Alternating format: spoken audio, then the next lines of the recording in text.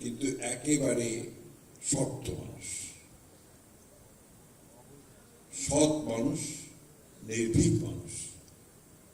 সবাই জানেন যে তিনি আমাদের স্বাধীনতার ঘোষক শহীদ প্রেসিডেন্ট জিয়াউর রহমানের সঙ্গে স্বাধীনতা যুদ্ধে তার সঙ্গে যুদ্ধ করেছেন। দুর্ভাগ্য আমাদের যে এই ধরনের মানুষগুলোকে কিন্তু আমরা তাদের যোগ্য মর্যাদা বহুদিন ধরে দিতে পারিনি। পিজি হাসপাতাল থেকে তাকে অন্যায়ভাবে সরে যেতে হয়েছে এবং বিভিন্ন সময়ে তাকে হেনস্থা হতে হয়েছে। তার ছেলে যে কথা বললেন, তাকে অনেক কষ্ট পেয়েছেন তিনি। তার হঠাৎ করে সেরিব্রাল হেমোরেজ এবং তারপরে কমাতে চলে যাওয়া, এটা এমনি এমনি হয়নি। এটা তার ক্ষোভে, দুঃখে, অপমানে তার এই ধাক্কাটা তিনি খেয়েছিলেন। আমাদের দুর্ভাগ্য যে আমরা এমন একজন গুণী ব্যক্তিকে আমাদের মাঝে অনেক দিন ধরে রাখতে পারলাম না। আজকাল তো এই ধরনের মানুষ বিরল হয়ে গেছে, যারা সততার সঙ্গে, নির্ভীকতার সঙ্গে সৎ কথা, সত্য কথা সরাসরি বলতে পারে। এই ধরনের মানুষ প্রায় নেই বললেই চলে। ডক্টর কুদ্দুস ছিলেন সেই ধরনের একজন মানুষ। আজকে তার স্তুতি করে আমি তাকে ছোট করতে চাই না। আমি শুধু এইটুকু বলতে চাই, let us all try to be like doctor Kuddus.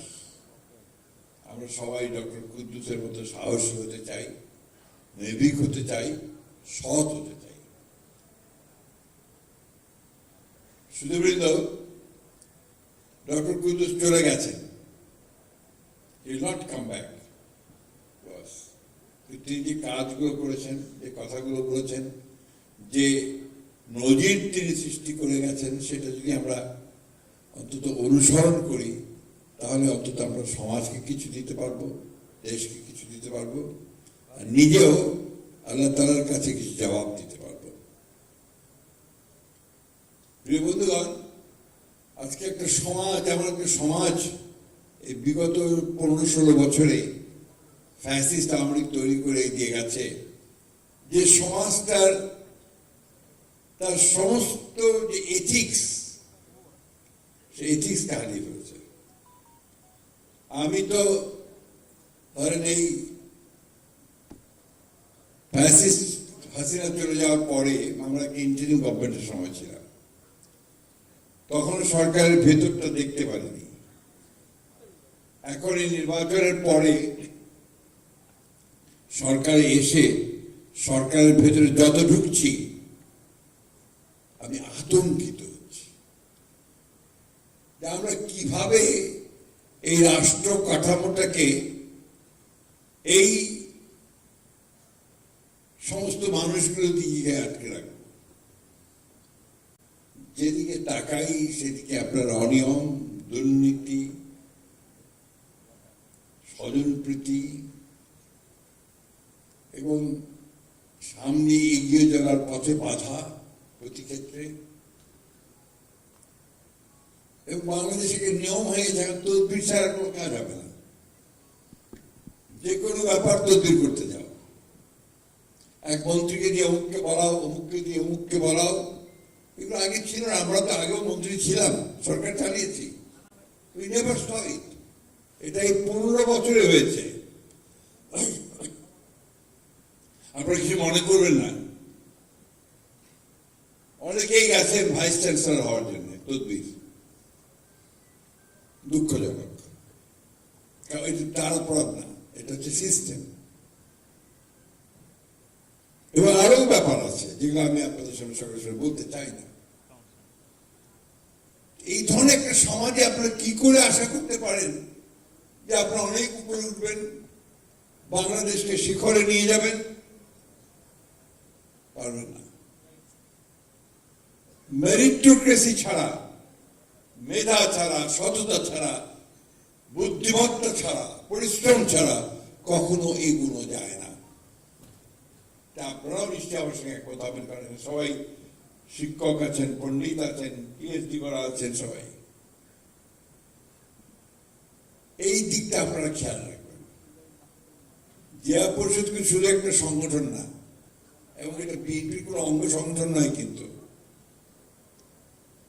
President শহীদ জিয়াউর রহমানের তার যে বর্ণাঢ্য জীবন, তার আদর্শ, তার যে অলৌকিক, আমি বলি, ক্ষমতা ছিল অতি অল্প সময়ের মধ্যে দেশকে এগিয়ে নিয়ে যাওয়ার, এই সবগুলো মিলিয়ে তাকে তার জীবনটাকে কেন্দ্র করে এই পরিষদকে গঠন করা। এবং এর মূল উদ্দেশ্যে বহুবার আমি বলেছি আমাদের জেলা পরিষদের ভাইদেরকে, নেতা যারা এটাকে পরিচালনা করেন, আমি তাদের নেতা হিসেবে আপনার সম্বোধন করতে চাই না, আমি তাদেরকে সম্বোধন করতে চাই জেলা পরিষদের কর্মকর্তা হিসেবে, চিহ্নিত করতে চাই জেলা পরিষদের গবেষক হিসেবে। এই জিনিসগুলো মাথার মধ্যে আনতে হয়, বহুবার বলেছি। কবির মুরাদ ভাই যখন বেঁচে ছিলেন তখন তাকেও বলেছি, উনি আরেকজন মানুষ ছিলেন যিনি এই জেলা পরিষদ ছিলেন তার প্রাণ হৃদয়, তিনি এটা নিয়ে কাজ করে বেরিয়েছেন, ছুটে বেরিয়েছেন সব জায়গায়। কিন্তু আমি খুব কষ্ট পাই যখন শুনি যে সবখানে জেলা পরিষদের দোকান খুলছে। Most unwanted. আমি বলেছি প্রেসিডেন্ট আমাদের ভারপ্রাপ্ত চেয়ারম্যান সাহেবকে এবং সম্পাদক সাহেবকে, মহাসচিবকে, দয়া করে জেলা পরিষদের দোকান খুলবেন না। এর দোকান দরকার নেই আমাদের। আমাদের দরকার শ্রেষ্ঠ মানুষগুলোকে, আমাদের দরকার গবেষকদেরকে, আমাদের দরকার ভালো মানুষদেরকে, যারা পথ দেখাবে, পথ পরিচালনা করবে। বিএনপির তো অনেক অঙ্গ সংগঠন আছে, ছাত্র দল আছে, যুব দল আছে, স্বেচ্ছাসেবক দল আছে, মহিলা দল আছে, শ্রমিক দল আছে, তাঁতি দল আছে, সব আছে। ওখানে আমার আরেকটা অঙ্গ সংগঠন দরকার নাই। আমার দরকার জিয়াউর রহমানের উপরে গবেষণা করে, জিয়াউর রহমানের জীবনীটাকে কিভাবে আমরা আমাদের জীবনে কাজে লাগাতে পারি, রাষ্ট্রে কাজে লাগাতে পারি, সমাজে কাজে লাগাতে পারি, সেই কাজগুলো আমাদের করা দরকার। কয়েকটা বই তারা করেছেন, আমার চাপের মধ্যে পড়ে কয়েকটা কাজ করেছেন, আমি দেখেছি 7-8টা বই করেছেন। আমি যেটা সবচেয়ে, আমাদের বয়স হয়ে গেছে, চলে যাব কিছুদিন পরেই, সবচেয়ে খুশি হতাম যদি দেখতাম যে জিয়াউর রহমানের উপরে আপনারা একটা গবেষণা করছেন, এবং এটা এমন একটা গবেষণা লব্ধ একটা পত্রিকা হবে, বই হবে, পত্রিকা তো বই হবে, যেটা জিয়াউর রহমানকে সারা বিশ্বে পরিচিত করবে। এটা আমাদের জন্য দরকার। আমার কাছে আমি একটা মাত্র বই দেখেছি, যে বইটা আমার কাছে মনে হয়েছে যে কিছুটা রিসার্চ বুক, জিয়াউর রহমানকে ওইভাবে সামনে নিয়ে এসছে। এটা হচ্ছে যে মাহফুজুল্লাহ, প্রেসিডেন্ট জিয়া, তার লাইফ বায়োগ্রাফি। এটা যদি আপনারা পড়েন তাহলে দেখবেন যে ওটার মধ্যে রিসার্চ করার কাজ আছে প্রত্যেকটা বিষয়ে। জিয়াউর রহমান যে কি ছিলেন আমাদের এই জাতির জন্য, আমরা সে অনেকে অনুধাবনও করতে পারি না। আপনি চিন্তা করেন যে একটা মানুষ যিনি 1971 সালের 25শে ডিসেম্বরের আগে যাকে কেউ চিনত না, জানতো না, 26শে মার্চের পর থেকে তিনি হয়ে গেলেন বাংলাদেশের মুক্তিযুদ্ধের মূল নায়ক, কারণ তিনি মুক্তিযুদ্ধের ঘোষণা দিলেন। তারপর থেকেই আমি এখনো তো সময় নষ্ট করতে চাই না, এইটুকু বলতে চাই যে তারপরে তার ওই যুদ্ধের সময়টা, তার পরবর্তীকালে 1975 সালে সিপাহী জনতা বিপ্লবের মধ্য দিয়ে যখন তিনি রাষ্ট্র পরিচালনার দায়িত্ব নিলেন, তখন থেকে তার শাহাদাত বরণ পর্যন্ত প্রতিটি দিন, প্রতি মুহূর্ত তার রাষ্ট্রের জন্য, সমাজের জন্য, মানুষের জন্য, এই বাংলাদেশের জন্য। আপনি একটু ভাবুন, আমার খুব একটা অভিজ্ঞতা হয়েছিল উনি তখন deputy chief marshal administrator, Sayem সাহেব তখন প্রেসিডেন্ট। তখন আপনার আমাদের এই গণতন্ত্র শুরু হয়নি। ওই সময়ে ফ্রন্ট তৈরি হয়েছে, হ্যাঁ ফ্রন্ট তৈরি হয়েছে, চিফ মার্শাল অ্যাডমিনিস্ট্রেটর। তখন কাজী জাফর সাহেব আপনার শিক্ষামন্ত্রী হয়েছিলেন, মনে আছে বোধ হয় আপনাদের। ওই সময় একটি শিক্ষা কমিশন গঠন করা হয়েছিল। আমি তখন শিক্ষা মন্ত্রণালয়ের ইউনেস্কো ন্যাশনাল কমিশনে কাজ করতাম। আমাদের 4 জনকে সিলেক্ট করা হলো অ্যাজ রিপোর্টার্স। আমাদের সুযোগ হয়েছিল ওই অধিবেশনগুলোর প্রত্যেকটাতে অ্যাটেন্ড করা এবং রিপোর্টারের কাজটা করা। আমি প্রথম থেকে দেখলাম ওই কমিশনে কিন্তু আপনার বাংলাদেশের সব নাম করা শিক্ষাবিদ, আমলা, কবি, শিক্ষক, এই ধরনের মানুষেরা কিন্তু সেখানে, এমনকি রাজনীতিবিদ পর্যন্ত তার সদস্য ছিলেন। হাজি মোহাম্মদ আপনার দানেশ থেকে শুরু করে, এই যে ওবায়দুল্লাহ খান থেকে শুরু করে, আবুল ফজল থেকে শুরু করে সবাই ছিল কমিশনে। রিচ একটা কমিশন। সেখানে প্রতিদিন যখন আলোচনা হতো তখন প্রেসিডেন্ট জিয়া এসে বসতেন, একটা কথা বলতেন না, ওই ইউনিফর্ম নিয়ে এসে বসে নোট নিতেন। কাজী জাফর সাহেব প্রিসাইড করতেন। মুজিবুল হক সাহেব ছিলেন তখন সেক্রেটারি এডুকেশন, খুব জাতীয় মানুষ ছিল, সিএফপি। বোধহয় এইভাবে 1 মাস চললো। আমি দেখলাম প্রতিদিন এসে এসে তিনি শুধু নোট করেন। এরপরে তিনি কথা বলতে শুরু করলেন আস্তে আস্তে, এবং প্রত্যেককে প্রশ্ন করে করে করে তিনি জানার চেষ্টা করে তার মূল জায়গাটা আসার চেষ্টা করেন। সেই সময় তিনি ছাত্র নেতাদের সঙ্গেও বসতেন। তখন আপনার জাসদ ছাত্রলীগ, আজকে আমাদের মাহমুদ রহমান মান্না সাহেব, তিনি তখন ডাকসু ভিপি। এদিকে ছাত্রদল, এদিকে আপনার জাসদ ছাত্রলীগ, এদিকে ছাত্রলীগ। ইউনিভার্সিটিতে তখন প্রচন্ড গোলমাল হয়, মাঝে মাঝে অস্ত্র বের হয়, অস্ত্রের ঝঞ্ঝনানি এইসব চলে, গোলাগুলি চলে। উনি একদিন মাহমুদুর রহমান মান্নাকেও তার দলবল নিয়ে ডাকলেন। আলোচনা করতে করতে উনি একসময় বললেন যে আমি ঢাকা বিশ্ববিদ্যালয় থেকে অস্ত্র একদম নির্মূল করতে চাই, আপনি আজ ডাকসু ভিপি।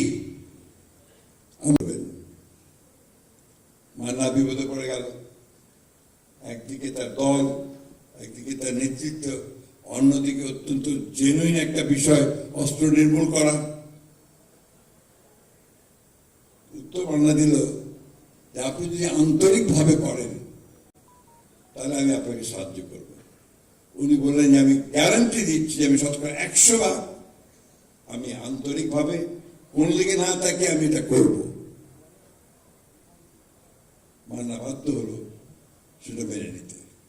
তারপরে তিনি যেটা করলেন, ছাত্রদল তখন শুধু শুরু হয়েছে, ছাত্রদলের নেতাদের কাছেও তখন কিছু অস্ত্র ছিল। তিনি সবাইকে, যাদের কাছে অস্ত্র ছিল এটা বের করে তিনি সবাইকে ডাকলেন, ডেকে বললেন পথ 2টা, এক হচ্ছে আমি বিদেশে চাকরির ব্যবস্থা করবো, তোমরা চলে যাবে, অথবা কারাগারে যাবে, এর মাঝখানে কোনো পথ নেই। This was Ziaur Rahman. আজকে এই যে আপনার বিষয়গুলো, এই বিষয়গুলো আমাদেরকে রিসার্চ করে বের করে আনতে হবে, সামনে রিসার্চ করে বের করে আনতে হবে। ঢাকা বিশ্ববিদ্যালয়ে তিনি গেলেন, ওই জাসদ ছাত্রলীগের সমন্বয়রা তাকে ঢুকতে দেবে না, কালো পতাকা দেখাচ্ছে, ঢিল মারছে। ওর মধ্যে তো তিনি হেঁটে চলে গেলেন তাদের দিকে, গিয়ে বলে তোমাদের কি সমস্যা বলো, দেখে ঢিল এসে লাগলো কোথায়। তিনি পরোয়া করলেন না, তাদের মাঝখানে গিয়ে দাঁড়ালেন। কিন্তু সেই দিনই ঢাকা বিশ্ববিদ্যালয়ের চেহারা পাল্টে গেল। দেখা গেল যে তার এক সাহসিকতার কারণে, তার সেই নির্ভীক, সে দৃষ্টান্ত স্থাপনের কারণে সমস্ত ছেলেরা গিয়ে তার ছাত্র দলে যোগ দিতে শুরু করলো। সেই সময়টা ছিল ছাত্র দলের গোল্ডেন পিরিয়ড। সবচেয়ে মেধাবী ছাত্ররা তারা গিয়ে ছাত্র দলে যোগ দিতে শুরু করলো। এরপরে তিনি আরেকটা কাজ করলেন, যেটা আমি আজকে এখানে আলোচনা করছি এই জন্য যে আপনারা এখানে সবাই শিক্ষিত মানুষ, উচ্চ শিক্ষিত মানুষ, ছাত্ররাও আছে। তিনি দেশের শ্রেষ্ঠ ছাত্রদের সিলেক্ট করলেন। প্রত্যেকটা পরীক্ষায় যারা ফার্স্ট সেকেন্ড হয় তাদেরকে তিনি একটা জাহাজে নিয়ে গেলেন। হিজবুল বাহার নিয়ে অপোজিশনের লোকেরা অনেক কথা বলেছে। যারা হিজবুল বাহারে ছিল তারা জানে যে হিজবুল বাহারে কি ঘটনা ঘটেছিল। হিজবুল বাহার ছিল একটা ইউনিভার্সিটি। তিনি সেখানে সমস্ত বিশেষজ্ঞদের নিয়ে গিয়েছিলেন। বিশেষ করে আজকে যে ব্লু ইকোনমির কথা বলা হচ্ছে, এই ব্লু ইকোনমির ব্যাপারেও সেদিন তিনি একটা বড় ঘটনা ছিল। তিনি সমুদ্র দেখিয়ে ছাত্রদের মধ্যে একদিকে তাদের হৃদয়কে সমুদ্রের মতো বড় করা, অন্যদিকে সমুদ্রের কি কি সম্পদ আছে তা জানার জন্য তিনি এই কাজটা করেছিলেন। এবং সেখানে যারা আজ পর্যন্ত যারা গেছে, আমি একদিনকেও দেখিনি যারা আমার ভক্তরা হয়ে গেছে। নিজাম সাহেব আমাদের এমপি এখন হুইপ, তিনি বক্তব্য রাখছিলেন পরশু দিন পার্লামেন্টে, সুন্দর বক্তব্য রেখেছেন। তিনি ছাত্রলীগ করতেন, কিন্তু যেহেতু তিনি ভালো ছাত্র ছিলেন, স্ট্যান্ড করেছিলেন, তার সুযোগ হয়েছিল হিজবুল বাহারে যাওয়ার। তিনি পার্লামেন্টেই বললেন আমি হিজবুল বাহারে যাওয়ার পরে সিদ্ধান্ত নিলাম যে আমি জিয়া রহমানের রাজনীতি করব। এটাই ছিল জিয়া রহমান। জিয়া রহমানের সঙ্গে আমাদের সম্পর্ক ছিল আমারটা একটু ইনডাইরেক্ট। জিয়া রহমানের সময়ে যিনি উপপ্রধানমন্ত্রী ছিলেন এসে বানিয়েটি সাহেব দিনাজপুরের, তার একান্ত সচিব প্রাইভেট সেক্রেটারি হিসেবে কাজ করার সুযোগ আমার হয়েছিল। ফলে আমি ওই সময় বিএনপির গঠন, প্রেসিডেন্ট জিয়া রহমানের 19 দফা কর্মসূচি, তার বাস্তবায়নের চেষ্টা সবগুলো দেখার আমার সুযোগ হয়েছিল। একবার প্রেসিডেন্ট জিয়া রহমান সাহেব দিনাজপুরে আসলেন। দিনাজপুর থেকে তিনি যাবেন রংপুর বাই রোড। আপনি যারা গেছেন তারা জানেন যে 10 মাইল বলে একটা জায়গা আছে, তার ওখান থেকে আপনার আবার রংপুরের দিকে যেতে হয়। ওখানে একটা বড় টেক্সটাইল মিল আছে। তখন আপনার টেক্সটাইল মিলটা কাজ শুরু হয়েছিল। শুধু পাশেই একটা ছোট্ট গ্রাম। হঠাৎ করে তিনি গ্রামটার কাছে গিয়ে গাড়ি থামালেন, নিজে গাড়ি চালাতেন, পাশে ডিসি বসে থাকতো। তিনি গাড়ি থামিয়ে তিনি গ্রামের মধ্যে চলে গেলেন। সবাই তো পেছনে দৌড় দেওয়া শুরু করেছে গাড়ি থেকে নেমে। উনি যে একটা জীর্ণ বাড়ি, সেখানে গিয়ে ঢুকলেন। ঢুকে গিয়ে দেখলেন যে একজন সামনে একজন বুড়ি আছেন, বুড়ি বসে আছে, বাকি ছেলেরা সব কাজে গেছে। উনি কি বললেন যে মা আমি একটু পানি খাবো। উনি তো বুঝতেই পারেনি কে এসছে, কি ব্যাপার। এটা বুঝতে পারছে বড় মানুষ কেউ এসছে। সে কোন রকমে তার বাসায় যে সবচেয়ে ভালো গ্লাসটা ছিল সেখানে একটু পানি নিয়ে গেছে। তুই পানি গ্লাস হাতে নিয়ে তিনি বললেন মা আপনি শুধু পানি দিলেন। খুব লজ্জা পেয়ে গেল। বলছে বাবা ঘরে তো আর কিছু নেই। বলছে আজকে যদি আপনি এখানে একটা কলার গাছ লাগাতেন, একটা পেঁপের গাছ লাগাতেন, একটা মুরগি থাকতো, তাহলে কিন্তু আপনি আমাকে একটা ডিম অথবা একটা কলা দিতে পারতেন। এই যে মানুষকে অনুপ্রেরণা দেওয়া, মানুষকে আপনার সাথে নিয়ে কাজ করা, একটা অদ্ভুত শক্তি ছিল তার। সেই শক্তি নিয়ে এটা কয়েকটা ঘটনা মাত্র তাই বললাম। এই মানুষটার মধ্যে যেটা ছিল সেটা ছিল একটা জাতিকে কি করে অতি অল্প সময় দ্রুত টেনে না উপরে তোলা যায়, এবং সেই কাজটাই তিনি করার চেষ্টা করেছেন। সততা, এই কথাটা তিনি প্রমাণ করেছেন তার জীবনে যে অনেস্টি ছাড়া কখনো বড় কাজ করা যায় না। চুরি করে আমি ভালো কাজ করতে পারবো না, ঘুষ খেয়ে ভালো কাজ করতে পারবো না। আমরা দেখুন, আমার খুব অবাক লাগে মাঝে মাঝে, বাংলাদেশে যত মসজিদ আছে আর যত মন্দির আছে, এগুলো সব মানুষের একদম ধর্মপুত্র যুধিষ্ঠির হয়ে যাওয়া উচিত, তাই না? এখানেই নাকি আবার সবচেয়ে বেশি হচ্ছে দুর্নীতি। তাহলে ওই সেই বাণীগুলো, কথাগুলো, মসজিদ তৈরি করাগুলো, এগুলো মন্দির করা, এগুলোর পেছনে কি? আমি কথাগুলো এই জন্য বলছি যে আজকে একটা সুযোগ এসছে আমাদের দীর্ঘ 15 বছরের ফ্যাসিস্ট বিরোধী সংগ্রাম, লড়াই, অনেক ত্যাগ, অনেক তিতিক্ষা, অনেক কষ্ট, অনেক যন্ত্রণার মধ্য দিয়ে আমাদের ছাত্রদের রক্ত মধ্য দিয়ে, শিশুদের রক্তের মধ্য দিয়ে আমরা একটা পরিবর্তন পেয়েছি, একটা সুযোগ সৃষ্টি হয়েছে যে আমরা একটা নতুন করে আমরা বাংলাদেশকে গড়ব। অনেক ঝামেলা এর মধ্যে, আপনারা সবাই জানেন, সবাই শিক্ষিত মানুষ। এই জুলাই সনদ, আপনার সংবিধান, এগুলো নিয়ে বাহাজ হচ্ছে, তর্ক বিতর্ক হচ্ছে। হওয়া ভালো, অবশ্যই হওয়া ভালো, কিন্তু অপপ্রচার, মিথ্যা এবং রাজনৈতিক উদ্দেশ্যে এগুলোকে ব্যবহার করার চেষ্টা, এটা কখনোই ভালো হতে পারে না। ওটা সবচেয়ে বড় কথাটা যে জুলাই সনদ, আমি কথাগুলো একটু বলতে চাই, কারণ আপনারা এখানে সবাই শিক্ষিত মানুষ।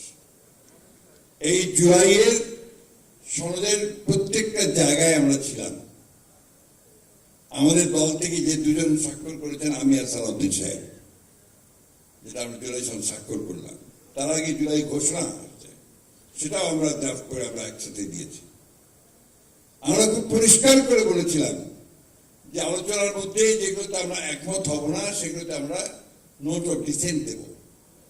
আমরা নোট অফ ডিসেন্ট দিয়েছিলাম, সেগুলো লিপিবদ্ধ আছে জুলাই সনদের বইটার মধ্যে, আপনারা যদি দেখেন। এখন অবলীলায় বলছে যে না, সবটাই করতে হবে। আমরা তখনই কিন্তু আপনার প্রেস কনফারেন্স করে বলেছিলাম, যখন আমাদের chairman, co chairman doctor Ali Riaz কমিশনের রিপোর্ট দিলেন, সেখানে কতগুলো রিপোর্ট থাকলো যেটা আমরা একমত হইনি। এগুলো মনে হলো নাজেল হলো, শুধু নাজেল হলো না, বাংলাদেশকে আরো বিপদে করার চেষ্টা করা হলো। যেমন আনুপাতিক হারে আপার চেম্বার হবে, এটা আমরা কখনোই কি করিনি।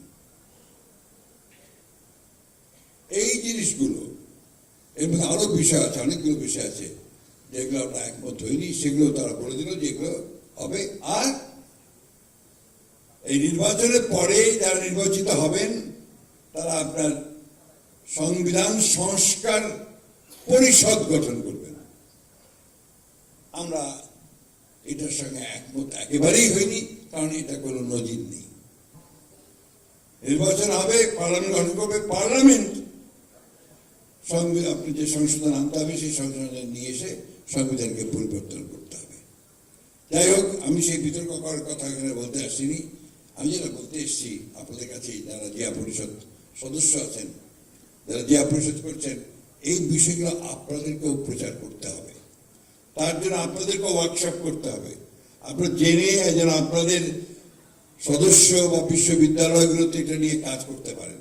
কারণ একটা ভুল ধারণা দেওয়া হচ্ছে জনগণের মধ্যে, বিশেষ করে আপনাদের ওই সোশ্যাল মিডিয়ার মধ্যে, যে বিএনপি সংস্কার মানে না। বিএনপি তো সংস্কারের জনক। 1975 সালে শহীদ প্রেসিডেন্ট জিয়া রহমানই একদলীয় শাসন ব্যবস্থাকে বাদ দিয়ে বহুদলীয় গণতন্ত্র নিয়ে এসেছিলেন। তিনি জনগণের স্বাধীনতা, বাক স্বাধীনতা ফিরিয়ে দিয়েছিলেন। তিনি প্রেস ফ্রিডম দিয়েছিলেন, বিচার বিভাগের স্বাধীনতা দিয়েছিলেন। সেগুলো তো তখন সবচেয়ে বড় সংস্কার ছিল।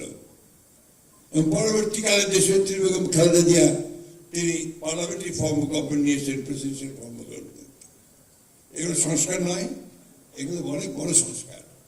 তারপরে কেয়ারটেকার গভর্নমেন্ট, আমরা প্রথমে রাজি হইনি বিভিন্ন কারণে, পরে আমরা দেখেছি যে জনমত চায়, আমরা রাজি হয়েছি। এবং